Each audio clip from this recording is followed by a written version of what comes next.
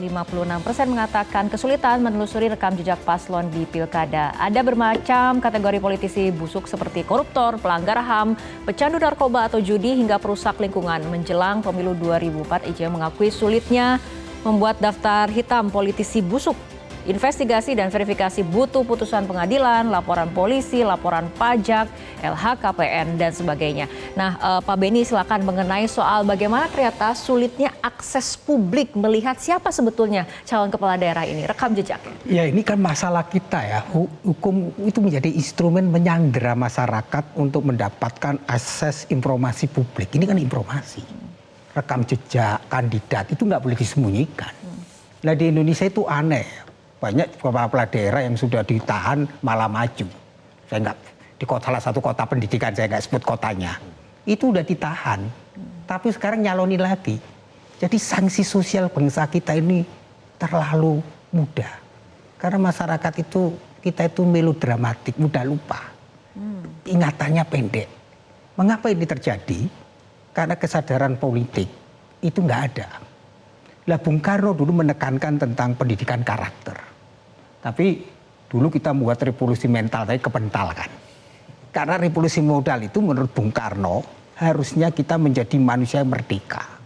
Manusia memiliki otonom, mempunyai prinsip, tidak mudah dikelabui dan ditipu muslihat. Lah sekarang sederhana, orang itu hanya mencari pemimpin yang populer. Tidak mau lihat rekam jejak. Maka Plato mengibaratkan pemimpin seperti nakoda kapal. Lah, karena pendidikan masyarakat itu kurang terpelajar, kita itu kadang-kadang memilih bukan nakoda kapal. Nakoda kapal yang tahu mengenai peta, tahu mengenai bagaimana mengemudikan, tapi memilih orang populer. Apa yang terjadi menurut saya?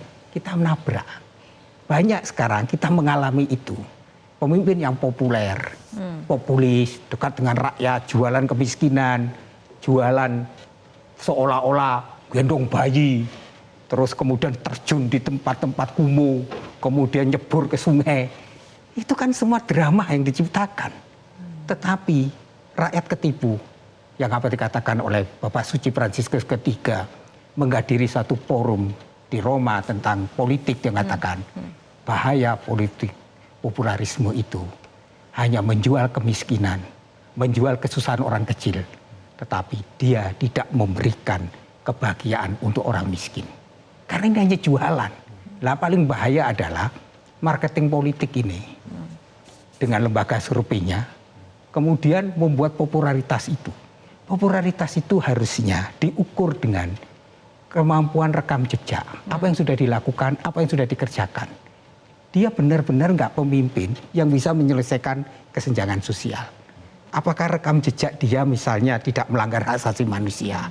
Rekam jejak dia tidak pernah korupsi. Rekam jejak dia dalam pekerjaan itu prestasinya apa? Itu yang harusnya menjadi perdebatan.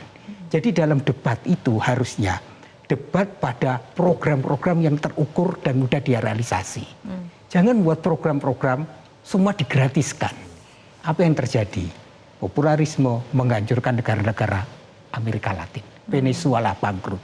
Banyak rejim-rejim yang popularisme negaranya bangkrut.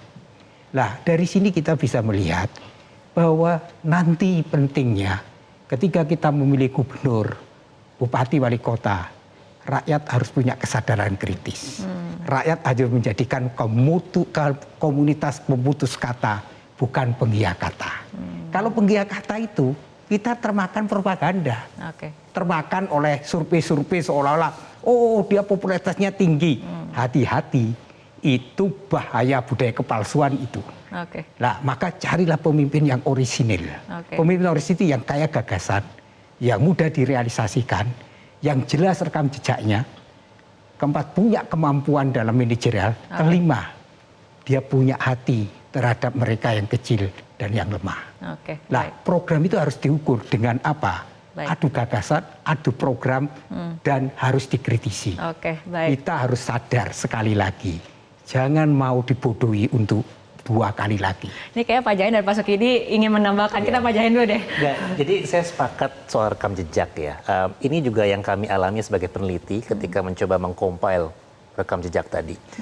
Banyak politisi kita yang enggan menampilkan CV-nya, Mbak Rara. Jadi kita nggak tahu alasannya apa. Cuma kan ini awalan dari untuk mengetahui siapa sih orangnya, apa latar belakang pendidikannya, siapa keluarganya dan sebagainya. Even untuk hal sederhana ini kita nggak punya informasi. Dan yang kedua, informasi yang tersedia di luar sana juga bisa diatur kan. Jadi kandidat bisa misalnya menghilangkan search terkait dengan informasi korupsi dan sebagainya, which is not ideal buat masyarakat. Dan kenapa informasi itu penting? Karena well-informed voters gonna decide their decision.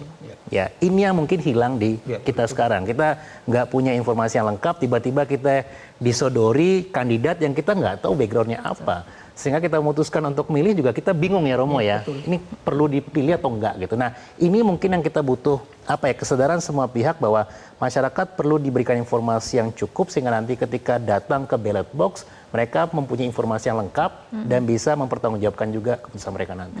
Jelajahi cara baru mendapatkan informasi. Download Metro TV Extend sekarang.